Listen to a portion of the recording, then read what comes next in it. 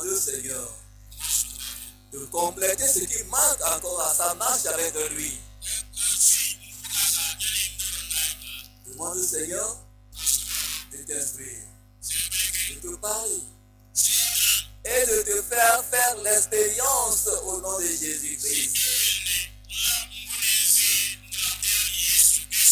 Au nom de Jésus, nous avons prié. Père béni, que ton nom soit magnifié. Nous sommes ici en ta présence sur cette montagne.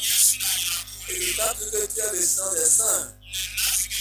Prions Seigneur, que notre compagnie avec toi nous sanctifie au nom de Jésus-Christ. Que personne ne reste ici sans expérience. Parle-nous, sanctifie-nous et conduis-nous dans le royaume de sainteté au nom de Jésus-Christ. Merci Seigneur. Nous avons prié au nom de Jésus-Christ. Amen. Amen. Veuillez vous asseoir. Le message que nous avons maintenant est intitulé, c'est un message très piquant, très poignant. Pas de ciel sans la sainteté. Pas de ciel sans la sainteté. Pas de sainteté, pas de ciel. Donc, nous comprenons que la sainteté est liée au ciel. À chaque fois que nous pensons au ciel, nous devons penser au même moment à la sainteté. Et d'autant plus que à chaque enfant de Dieu, il a toujours ce désir en lui d'être associé un jour à Dieu dans le royaume.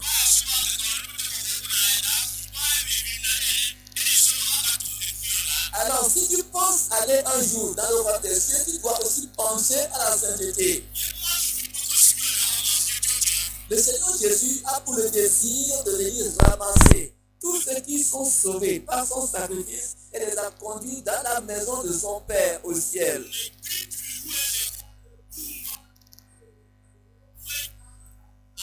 Alors, il est sans aucun doute clair que le ciel est aussi la demeure de Jésus. Étant la demeure de Jésus, c'est la demeure également de Dieu. Alors la caractéristique du ciel, c'est la sainteté. La sainteté. Alors, qu'est-ce que nous lisons dans les Écritures? Psaume 24. Psaume 24, verset 3 à 5. À l'Éternel, la terre est ce qu'elle renferme. Le monde est ce qui l'habite.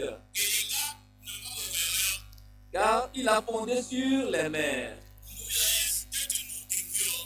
Et il continue. Et a permis sur les fleuves. Qui pourra monter à la montagne de l'Éternel? Qui s'élèvera jusqu'à son lieu saint?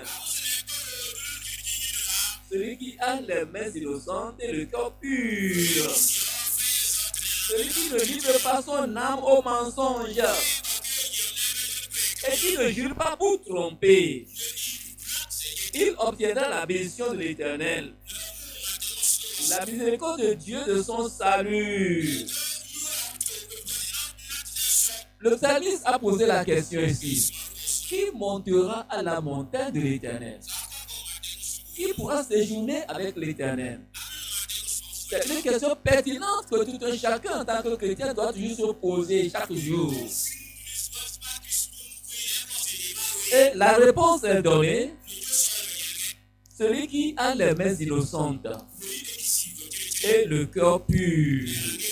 Les mains innocentes et le cœur pur. Dans le psaume 15, 1 à 5, il est dit: Ô Éternel, qui séjournera dans ta tente? Qui demeurera sur ta montagne sainte? Il y a la maison de l'Éternel qui est appelée la montagne sainte. L'habitation de l'Éternel s'appelle la tente de l'Éternel. Qui sont ceux qui sont qualifiés pour pouvoir demeurer là-bas? Est-ce que l'on peut demeurer avec Dieu dans sa maison? lui, à une seule condition. La condition, celui qui marche dans l'intégrité, qui pratique la justice et qui dit la vérité selon son cœur. Il ne calomnie point avec sa langue. Il ne fait point de mal à son semblable. Et il ne jette point l'opprobre sur son prochain. Il regarde avec dédain celui qui est méprisable, mais il honore ceux qui craignent l'Éternel. Il ne se regrette point s'il fait un serment à son préjudice. Il n'exige point d'intérêt de son argent. Il n'accepte point de don contre l'innocent. Celui qui se conduit ainsi ne chancelle jamais. Donc la question est posée une deuxième fois. Qui séjournera dans la tente de l'Éternel? Qui demeurera sur la montagne de l'Éternel? Et la réponse est donnée. Et la réponse c'est pour les hommes. La réponse est pour les hommes.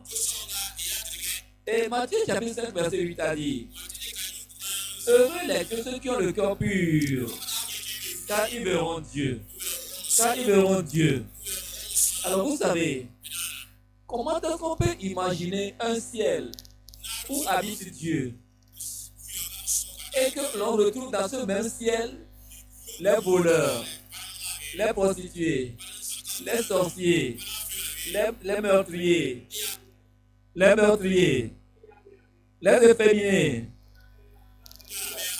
efféminés. Et comment est-ce qu'on peut avoir ces mêmes personnes avec les saints dans la maison de Dieu? Ce n'est pas normal.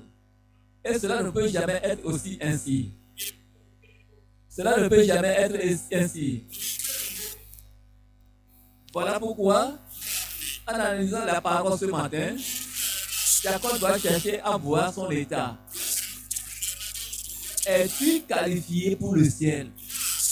Est-ce que tu peux arriver au ciel après ta course ici-bas? Alors, trois choses. La sainteté de Dieu et de sa demeure. Dieu, sa demeure. Quelle est la caractéristique particulière de Dieu et de sa demeure? La sainteté de Dieu et de sa demeure. Les souillés exclus du ciel. Les souillés exclus du ciel. Et puis, troisièmement, la sanctification personnelle dans la préparation pour le ciel. La sanctification personnelle dans la préparation pour le ciel. Depuis l'Ancien Testament jusqu'à la fin du Nouveau Testament, les Écritures ont toujours prouvé cette caractéristique de Dieu, cette nature de Dieu, que Dieu est saint. Parcourons quelques Écritures. Dans Lévitique chapitre 19, le verset 2, il dit, Lévitique 19, parle à toute l'assemblée des enfants d'Israël et tu leur diras: soyez saints, car je suis saint, moi l'Éternel votre Dieu. Ça, c'est l'ordre qui a été donné au peuple d'Israël qui sortait de l'Égypte en route pour Canaan. Dieu a dit à Moïse de dire au peuple: soyez saints, car moi l'Éternel avec qui vous marchez, je suis saint. Alors ceux qui se ressemblent s'assemblent. Si Dieu est saint, tous ceux qui marchent avec lui doivent aussi chercher à être saints. Voilà ici un élément qui nous confirme la sainteté de Dieu. Ésaïe, chapitre 6, le verset 3, lisons cela. Il l'a appelé à l'âge de 15 ans lorsqu'il est venu connaître le Seigneur. commencé à marcher avec le Seigneur, et quand il a commencé à adorer le Seigneur, il a commencé à prier le Seigneur, il a commencé à offrir des présents au Seigneur, et Dieu le regardait à chaque étape de la voie. Dieu l'observait. Il a vu Dieu dans sa gloire. Et il a vu autour de lui les saints anges qui criaient Saint, Saint, Saint est l'Éternel des armées. Alléluia. Dieu même s'est présenté comme étant le Dieu saint. Un homme qui a joui d'une longue vie dans sa marche avec le Seigneur, mais Dieu a découvert une imperfection dans sa vie. Dieu a découvert une petite brèche dans sa vie. Les gens disent que c'est une petite chose. Ça ne compte pas. Quelqu'un peut vous dire que vous faites bien. Vous êtes une personne aimable. Alors une personne qui aime Dieu, qui craint Dieu, que vous êtes bon. Et Dieu découvre que vous n'êtes pas ce qu'il faut. Vous n'êtes pas la personne que vous devez être. Alors ces petites choses, alors que dans le passé, vous êtes méticuleux envers ces choses, vous êtes bien détaillé, mais maintenant vous dites, oh, je suis avancé, alors en âge. Saint est le Seigneur. Le Seigneur Dieu le Tout-Puissant, qui était et qui est et qui vient. Alléluia. Donc nous comprenons combien de fois Dieu est saint. Dieu est saint. Alors si Dieu est saint, sa parole, sa demeure, tout doit être saint. Ses anges doivent être saints. Ainsi, tous ceux qui l'adorent doivent aussi l'être. Tous ceux qui l'adorent doivent aussi l'être. La sainteté, ce n'est pas après la mort qu'on acquiert la sainteté. Au contraire, la sainteté, c'est la clé qui ouvre la porte pour accès devant Dieu. Donc, la sainteté est donc la seule condition pour pouvoir entrer au ciel. C'est une très bonne chose que de désirer aller au ciel. Tout un chrétien qui connaît, qui comprend le ciel, désire, souhaite aller au ciel.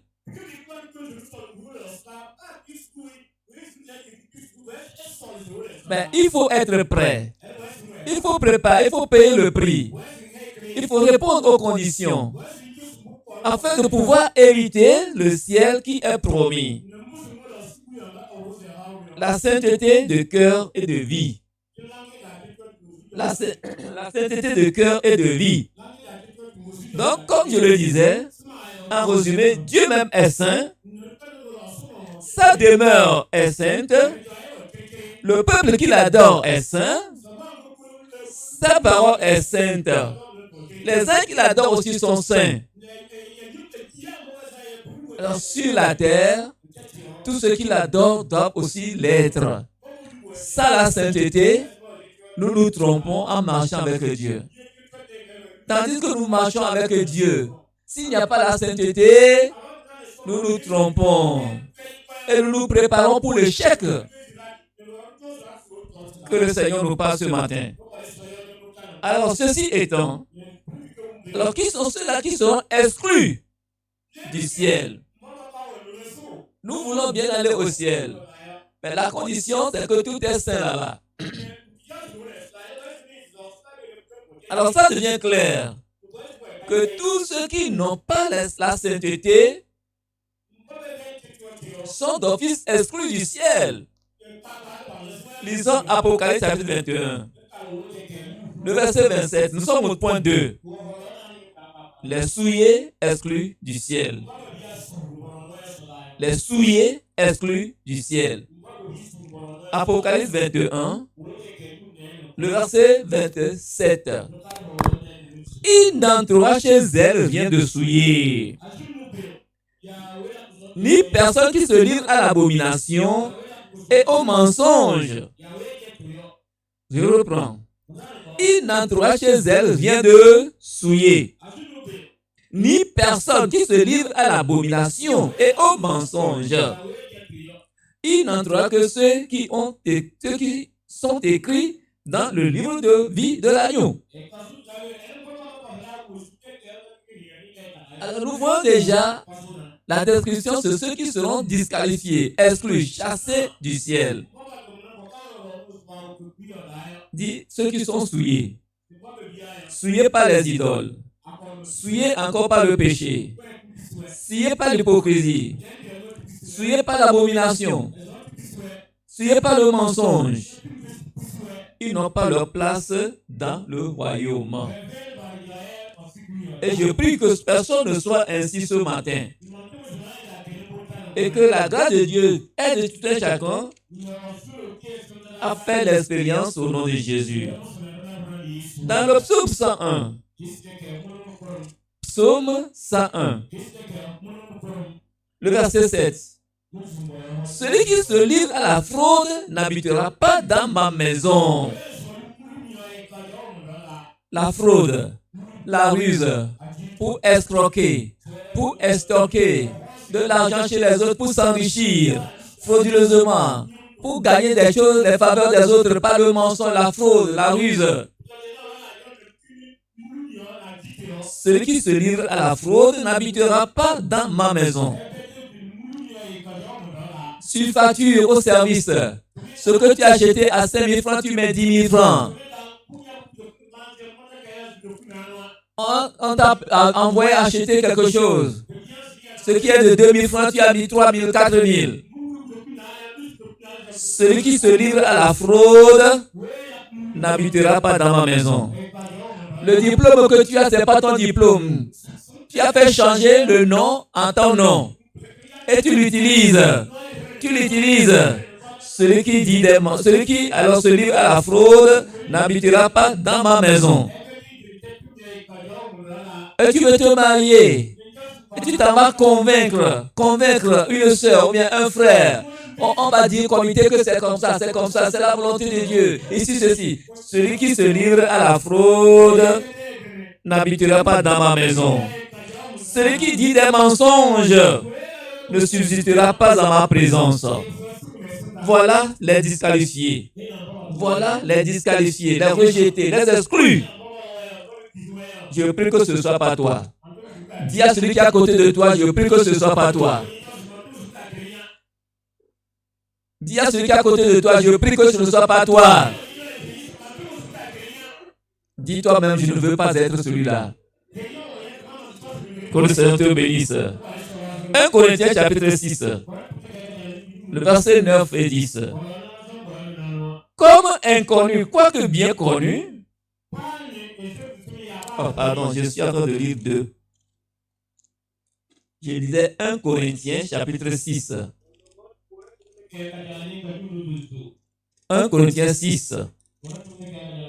Le verset 9 et verset 10. Ne savez-vous pas que les injustes n'hériteront point le royaume de Dieu? Ne vous y trompez pas. Ne vous y trompez pas. Ni les impudiques, ni les idolâtres, ni les adultères, ni les efféminés, ni les infâmes, ni les voleurs, ni les cupides, ni les ivrognes, ni les outrageux, ni les ravisseurs n'hériteront le royaume de Dieu. N'hériteront le royaume de Dieu. Tous ceux qui pratiquent de telles choses, ils sont déjà disqualifiés. Ils sont déjà disqualifiés. Et je prie que ce ne soit pas toi. Apocalypse 22, le verset 14. Heureux ceux qui lavent leurs robes afin d'avoir droit à l'arbre de vie et d'entrer par les portes dans la ville.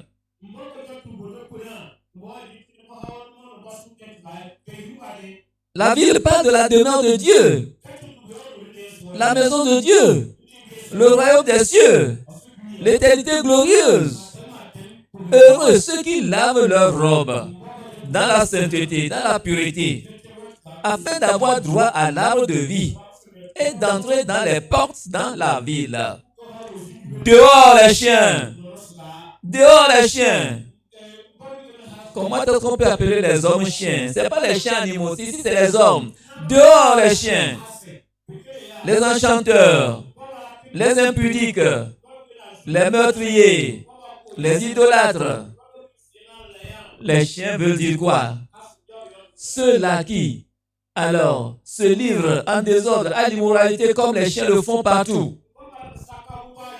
Sans contrôle, sans retenue. Dehors les chiens, les enchanteurs. Parce que tu as une puissance là, tu peux envoûter quelqu'un. Tu peux manipuler l'avenir de quelqu'un, le destin de quelqu'un, le bonheur de quelqu'un, le bien-être de quelqu'un. Parce que tu as une puissance. Parce que tu as une puissance. Parce que tu as un démon avec toi. Et tu peux envoyer le démon là pour ramasser le champ de ton frère. Pour ramasser le bien-être de ton frère. Les enchanteurs. Les enchanteurs. Les impudiques. Les immoraux. Les meurtriers. Meurtre de plusieurs formes. Envoûtement, enchantement, assassinat, empoisonnement, avortement, etc. Les meurtres, les idolâtres. Ah, vous comprenez bien ce que c'est. Quiconque aime et pratique le mensonge. Quiconque aime et pratique le mensonge. Alors, tous ceux qui sont dans de telles conditions, c'est clair, et qui sont déjà disqualifiés. Ce n'est pas moi qui le dis. C'est la parole de Dieu. Il n'entrera chez elle, vient de souiller. Vient de souiller, n'entrera au ciel. Les pécheurs sous toutes les formes, les rétrogrades, les hypocrites, les chrétiens nominaux. Ah, moi je suis baptisé en 1919 par le prêtre blanc. Je suis baptisé confirmé. Baptisé confirmé. Baptisé confirmé ne nous garantit pas l'éternité glorieuse. Mais la sainteté. Mais la sainteté. Mais la sainteté. Alors, ceux-là qui sont dans l'hypocrisie, lorsqu'on les reprend, lorsqu'on te corrige, on te dit que c'est ma vie, non? Qui m'a amené à l'église? Est-ce que c'est que... Non. Il dit que ceux qui sont dans de telles conditions sont disqualifiés pour le ciel. En bref, ceux qui n'ont pas lavé leur robe dans le sang de Jésus n'auront pas accès à la demeure de Dieu. Pourquoi? Parce que les yeux de l'Éternel sont trop purs pour voir le mal. Et Dieu ne peut pas regarder et accommoder l'iniquité chez lui dans sa maison. En conséquence, il n'acceptera jamais que le pécheur en sa présence, le pécheur soit en sa présence dans sa maison. Les menteurs, les fornicateurs, les assassins, ceux qui commettent des choses abominables, les souillures, la masturbation, toutes ces choses, il dit que non, ils n'auront pas de place devant Dieu. Ceux qui regardent les images pornographiques chaque fois, les images pornographiques sur le téléphone, les voleurs, ceux qui lisent les horoscopes ou pratiquent même la magie, ils seront exclus du ciel. Ils seront exclus du ciel. Mais si tu es exclu du ciel, quelle part te revient? Quelle part te revient? Quel est ton sort? C'est l'étang de feu. L'étang de feu. L'étang de feu. Apocalypse 21, verset 8, il dit. Mais pour les lâches, les incrédules, les abominables, les meurtriers, les impudiques, les enchanteurs, les idolâtres et tous les menteurs, leur passera dans l'étang ardent de feu et de soufre. Ce qui est la seconde mort. Ce qui est la seconde mort. L'enfer. L'enfer. Dis à celui qui est à côté de toi. Fuyons l'enfer. Dis à celui qui est à côté de toi, fuyons l'enfer. Fuyons l'enfer. Fuyons l'enfer. Alléluia. Dieu ne fait exception de personne. Le standard de Dieu reste inchangé. Et Dieu ne peut pas baisser le standard à cause de toi, ton état, ton excuse. Alors, aucune souillure n'entrera chez lui. Les souillures les plus négligeables aux yeux des hommes sont considérées devant Dieu. Et tout comme Dieu avait placé des anges autour de l'arbre de vie, lorsque Adam et Ève avaient désobéi, c'est de la même manière que la maison de Dieu, le royaume des cieux, sera préservé, protégé contre tous ceux qui sont encore dans les souillures.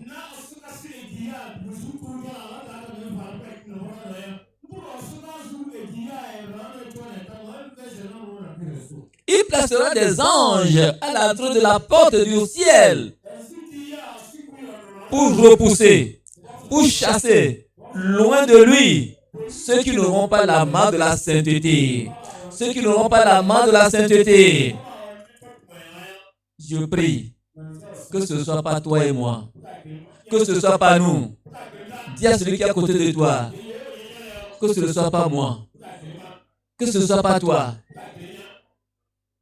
Alléluia. Alléluia. Alors, si tel est le cas, de quoi avons-nous besoin au juste? La sainteté, sans laquelle nul ne verra le Seigneur. Donc, la troisième partie, la sanctification personnelle dans la préparation pour le ciel. La sanctification personnelle dans la préparation pour le ciel. Veux-tu aller au ciel? Y a-t-il quelqu'un ici qui veut aller au ciel? Y a-t-il quelqu'un ici qui soupire après le ciel? Y a-t-il quelqu'un qui rêve le ciel? Y a-t-il quelqu'un qui pense le ciel? Où es-tu? Où es-tu? Où es-tu? Cherche la sanctification. Cherche la sanctification. Cherche la sanctification. 2 Corinthiens chapitre 7. 2 Corinthiens, le chapitre 7, verset 1er. Ayant donc de telles promesses. Quelle promesse? Il y a plusieurs promesses. Donc spécialement quoi? La vie éternelle. Lorsque le Seigneur Jésus a dit, lorsque je m'en serai allé et que je vous aurai préparé une place, je reviendrai et je vous prendrai avec moi, afin que là où je suis, vous y soyez. Vous y soyez. Gloire à Dieu. Le Seigneur Jésus est parti. Il a laissé la promesse. Mais quand il va revenir, personne ne sait quand il va revenir. Mais le bon endroit où l'on peut l'attendre, c'est quel endroit? C'est l'endroit où il y a la sainteté. C'est l'état de sainteté. Donc s'il vient, il ne trouve pas quelqu'un à la place de sainteté. Il ne trouve pas quelqu'un dans l'état de sainteté. Mais sa promesse ne sera pas accomplie chez toi. Alors, ayant donc cette promesse, il a dit, quand je m'en serai allé et que je vous aurai préparé une place, je reviendrai. Le Seigneur revient. Le Seigneur Jésus revient. Le Seigneur Jésus revient. Mais comment tu l'attends? Qui sont ceux qui savent que Jésus revient? Et tu crois que Jésus revient? Que le Seigneur te bénisse. Mais comment tu l'attends? Comment tu l'espères? Où est-ce que tu l'attends? Le seul lieu et le seul moment, la seule condition, le seul climat dans lequel nous pouvons l'attendre, c'est dans la sainteté.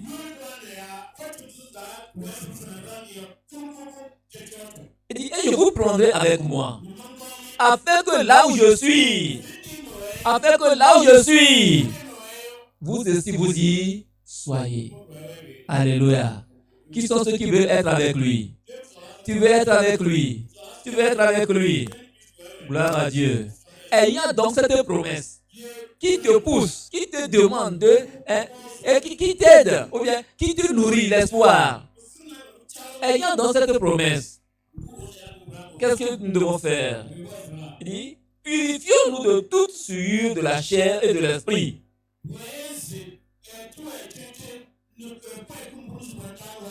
Ayant donc de telles promesses, purifions-nous de toute souillure. Purifions-nous de toute souillure de la chair et de l'esprit. C'est l'ordre, l'exhortation à la sanctification. Donc la Bible nous convie à nous purifier de toutes les souillures de la chair et de l'esprit. Quiconque veut alors hériter le royaume des cieux doit alors se purifier dès aujourd'hui. La sanctification, c'est une question d'engagement personnel.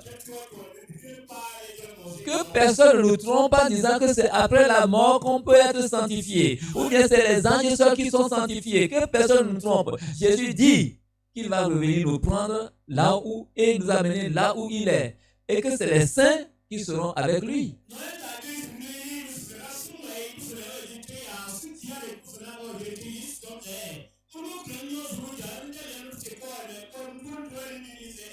Et encore pour preuve, Dieu a fait la provision pour que tous ceux qui viennent à lui soient sanctifiés. Puisque lui-même avait requis, il avait recommandé, il avait réclamé cela. Lorsque nous avons lu dans Lévitique, il a dit à Moïse de dire au peuple, soyez saints car je suis saint. Comment nous pouvons parvenir à la sainteté là? Comment pouvons-nous parvenir à la sanctification là? Dieu même a pourvu. Il a la provision pour cela. Parmi les nombreuses provisions, nous pouvons citer quoi? La parole de Dieu. La parole de Dieu. Jean 17, verset 17. Où le Seigneur Jésus lui-même a prié. Le Seigneur Jésus lui-même a demandé à Dieu de les sanctifier par sa parole. Il dit, sanctifie-les par ta parole. Sanctifie-les par ta vérité. Ta parole est la vérité. Alléluia. La parole, c'est un élément de sanctification. À chaque fois que nous écoutons la parole et que nous la mettons en pratique, elle nous sanctifie. Elle nous sanctifie. Le sang de Jésus. Le sang de Jésus. Deuxième élément. Dans la provision que Dieu a faite pour notre sanctification. Le sang de Jésus. Dans Hébreux, chapitre 13, verset 12. Hébreux 13, verset 12. Il dit, c'est pour cela que Jésus aussi, afin de sanctifier le peuple par son propre sang, a souffert hors de la porte.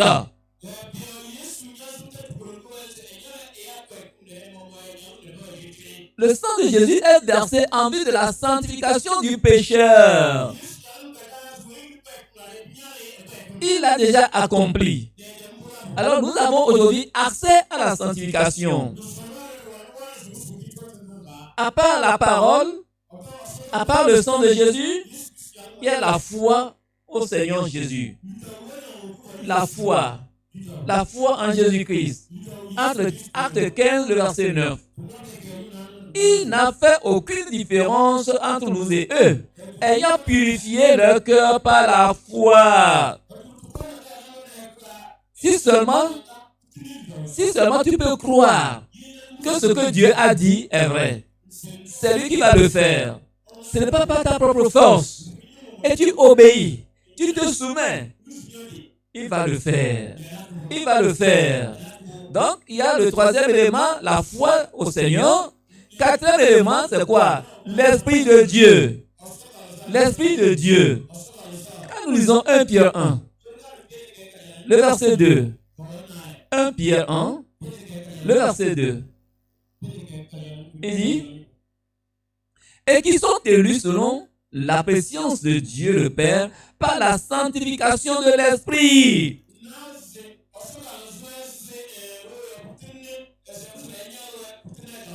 L'Esprit de Dieu même sanctifie. Lorsque nous venons à Dieu, son Esprit nous aide à la sanctification. Donc, il y a l'Esprit de Dieu. Et il y a qui aussi? Il y a quoi aussi? Dieu lui-même. Dieu lui-même intervient dans notre sanctification, dans l'affaire de notre sanctification. 1 Thessaloniciens 5, verset 23. Que le Dieu de paix vous sanctifie lui-même tout entier.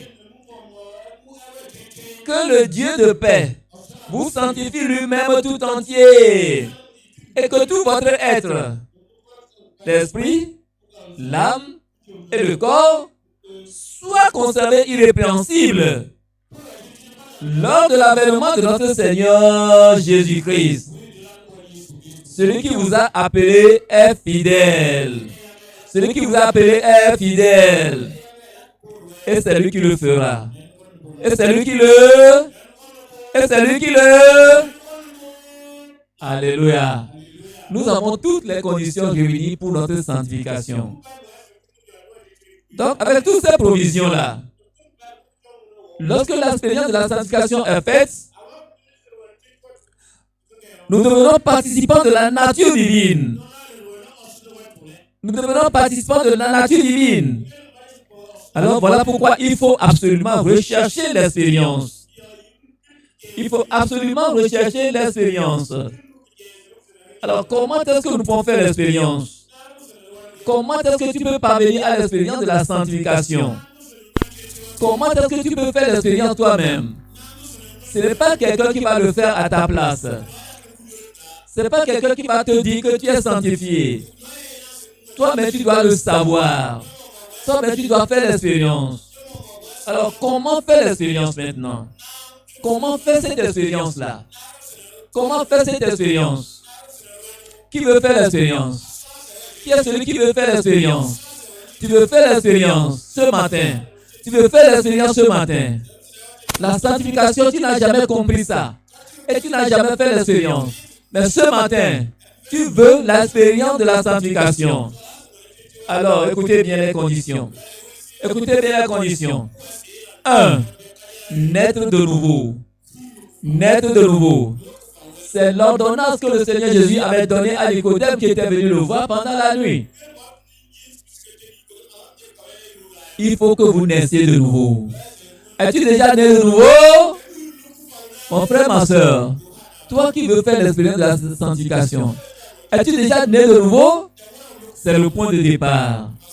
Naître de nouveau, se détourner du péché, confesser ses péchés, accepter le Seigneur Jésus-Christ comme Seigneur sauveur personnel. Commencez par marcher avec lui.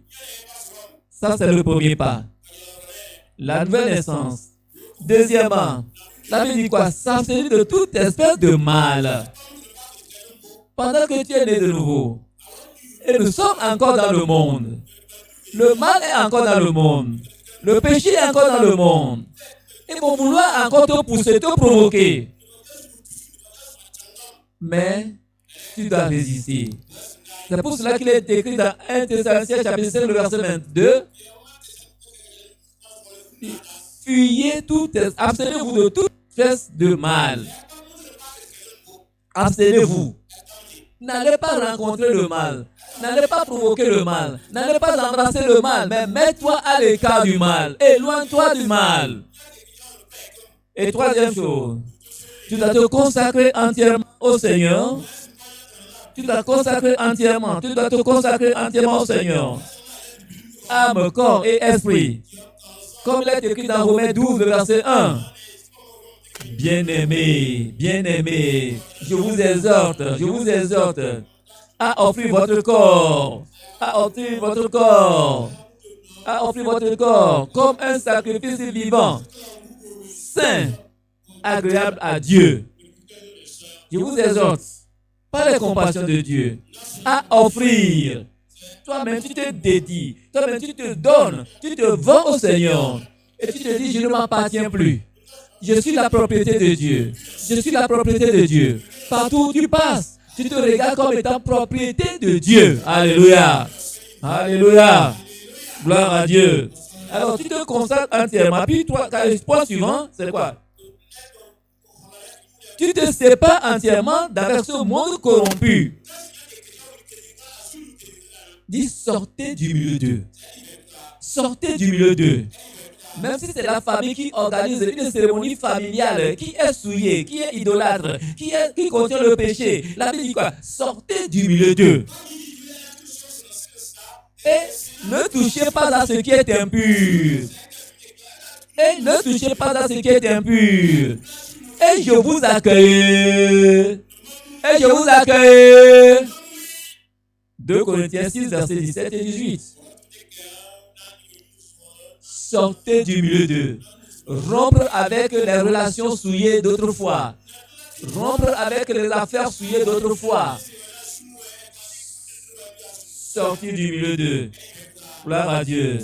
Et maintenant, désirez faire l'expérience. Désirez l'expérience. Désirez l'expérience. Avoir la soif de cette expérience-là. David avait dit quelque part dans le psaume 51, il dit, oh Dieu, crée-moi un cœur pur. Alléluia. Y a-t-il quelqu'un qui ce matin veut crier, oh Dieu, crée à moi un cœur pur. Oh Dieu, crée à moi un cœur pur. Alléluia. C'est la preuve que tu as soif de la sanctification. Que tu désires la sanctification. Alors si tu peux prier, si tu peux crier, si tu peux invoquer le Seigneur ce matin et déposer ton cœur devant lui, c'est lui qui va le faire. C'est lui qui va le faire. Mais il faut que toi tu demandes. Ça veut dire quoi? Le dernier point, c'est la prière. La prière. La prière. Si tu peux prier ce matin, le Seigneur va te l'accorder. La sanctification, tu vas l'avoir. Notez bien, la sanctification sans elle, il n'y a pas aussi le ciel non plus. Donc pas de ciel sans la sainteté. Dieu est saint. Tout ce qui est autour de lui est saint. Ceux qui ne sont pas sanctifiés sont chassés du royaume. Sont chassés de la vie, de la demeure de Dieu. Alors la sanctification, Dieu même a pourvu, a donné tous les moyens pour que nous soyons sanctifiés. Et parce que lui-même participe, Jésus-Christ participe, la prière. Et toi qui cherches, tu dois aussi participer. Tu dois collaborer avec Dieu en priant, en priant, en priant. Où es-tu ce matin? Où es-tu ce matin? Où es-tu ce matin? Alors tu vas te mettre debout, tu vas commencer par parler au Seigneur. Comme David a crié, oh Dieu, crée en moi un cœur pur. Oh Dieu, crée en moi un cœur pur. Oh Dieu, crée en moi un cœur pur. Oh Dieu, crée en moi un cœur pur. Est-ce que tu peux lui parler? Est-ce que tu peux parler à Dieu ce matin? Est-ce que tu peux parler à Dieu ce matin? Crée en moi un cœur pur. Un cœur pur. Un cœur pur. Un cœur pur. Parle au Seigneur. Demande au Seigneur. Évoque le Seigneur. La sainteté sans laquelle il ne verra le Seigneur. La sainteté sans laquelle il n'y a pas le ciel. À quoi bon passer tout ce temps? Passer tout ce temps devant Dieu, dans la prière, et contribuer, laisser la maison, laisser les activités, et en fin de compte, que nous soyons rejetés, parce que nous manquons la sainteté, parce que tu manques la sainteté. Oh, ce sera douloureux, ce sera triste, ce sera misérable, ce sera malheureux. Mon frère, ma soeur, voilà pourquoi tu parles. Parle au Seigneur, demande au Seigneur, réclame au Seigneur, réclame de la part du Seigneur de te créer un cœur pur, de te donner un cœur pur. Mon frère, ma soeur, quand tu es sanctifié, ce n'est pas tes actes qu'on le sent. C'est tes actes qui le disent. Comment peux-tu dire que tu es sanctifié, que c'est toi qui rudoies, c'est toi qui agis méchamment? Comment est-ce que tu peux dire la méchanceté est associée à la sainteté? Non, non. Le cœur pur, le cœur sanctifié est doux, tempérant, humble, soumis, sanctifié. Parle au Seigneur, parle au Seigneur, parle au Seigneur, parle au Seigneur. Je ne t'entends pas prier. Est-ce que tu as vraiment le désir du ciel? As-tu vraiment le désir du ciel? As-tu vraiment le désir du ciel? Dieu est saint. Pour aller auprès de lui, il te faut la sainteté. Mais si tu ne cherches pas la sainteté ici, quand est-ce que tu vas la chercher? C'est le moment aujourd'hui, c'est le temps aujourd'hui, c'est l'heure aujourd'hui pour crier, pour chercher cette sainteté-là. Est-ce que ton mari peut témoigner que tu es sanctifié? Ta femme peut témoigner que tu es sanctifié? Tes enfants peuvent-ils témoigner que tu es sanctifié? Tes camarades, tes voisins d'affaires peuvent-ils témoigner que tu es sanctifié? Tes apprentis peuvent-ils témoigner que tu es sanctifié? Ton patron peut-il témoigner que tu es sanctifié? Par le Seigneur, par le Seigneur, par le Seigneur, par le Seigneur. Élève la voix, recherche la sainteté. Comme David a crié, crée en moi un cœur pur. Oh Dieu, crée en moi un cœur pur. Oh Dieu, crée en moi un cœur pur. Par le Seigneur, par le Seigneur, par le Seigneur.